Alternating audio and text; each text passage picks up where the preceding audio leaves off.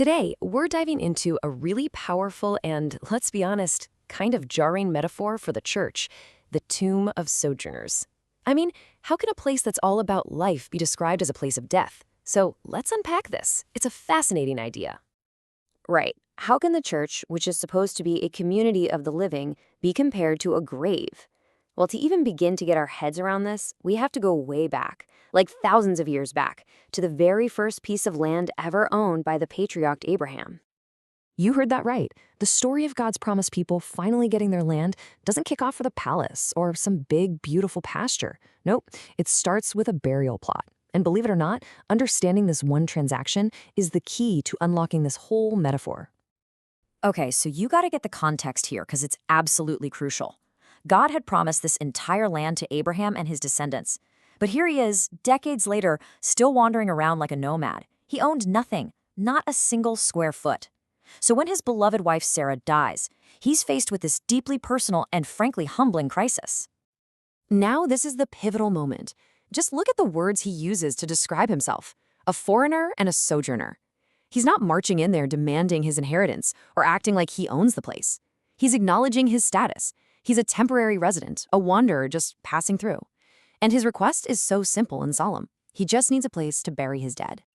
Now get this, the local landowners, the Hittites, they actually offered him the land for free, just a gesture of goodwill. But Abraham refused. He insisted on paying the full price, 400 shekels of silver, which was a massive amount of money back then.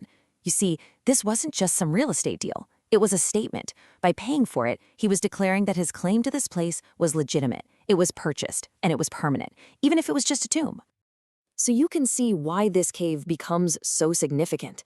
This tomb was literally the only piece of the promised land Abraham ever personally owned. It was like a physical anchor for his faith, a down payment on God's huge promise.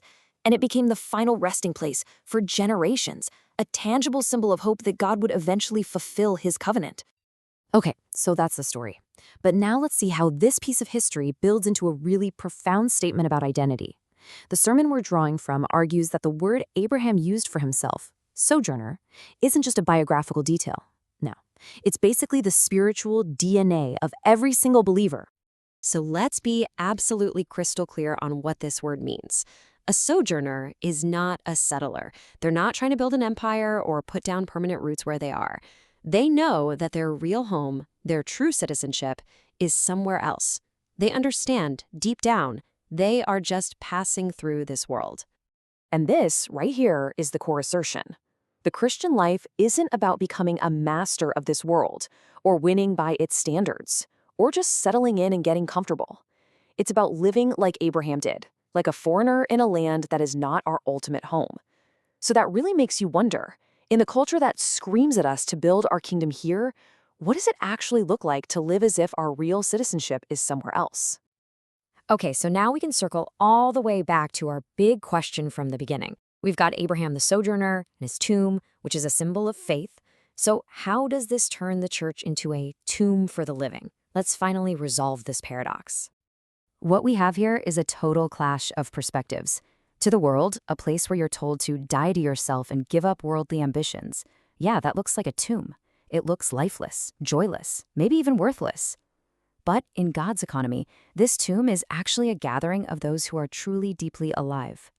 Jesus himself gives us the key to understand this. He's talking about Abraham, Isaac, and Jacob, the very men buried in that tomb, and he says, God is the God of the living. So in God's eyes, those who are buried in faith are not dead. Not at all. They are alive and they're just awaiting resurrection. So who exactly are these living people? Well, they're the ones who have confessed that their old way of life, the one that was driven by self-interest and what the world wants, that old self has been crucified with Christ. Their old self is in the tomb, so to speak, so that a brand new life, a life animated by Christ, can finally begin. It's a kind of death that actually leads to a much more profound life. And that's not the only parallel. Remember how Abraham paid a huge price for his tomb? Well, the sermon draws this incredible connection between that purchase and the price that was paid to create a place for all of God's sojourners. Just follow the money here. It's an amazing story.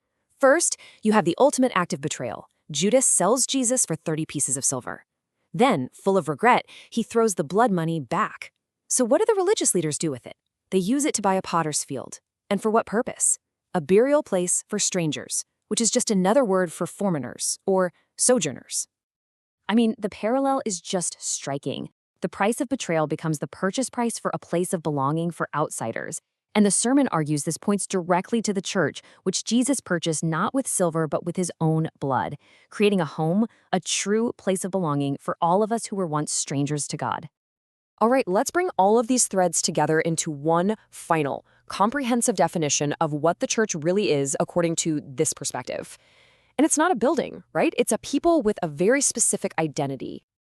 You know, the actual word for church in the New Testament is ecclesia, and it literally means the called out ones. That implies a separation. Believers are people who have been called out of the world's value system, out of its ambitions, out of its definition of life, to belong to something else entirely. So here's the full picture. The church is the place where our desperate desire to be the master of our own lives is finally put to death. It's the tomb for our old selves and our worldly ambitions. And because of that, it's the very place where the hope of resurrection begins. It is the Tomb of Sojourners, and therefore, it is the gathering of the truly living. You know, in the end, if the Christian life is just about trying to make this life a little bit better, then this whole metaphor makes zero sense. But if our hope is really set on an eternal home, then living as a sojourner isn't a loss. It's the entire point. And that really forces us to ask ourselves, what are we actually living for?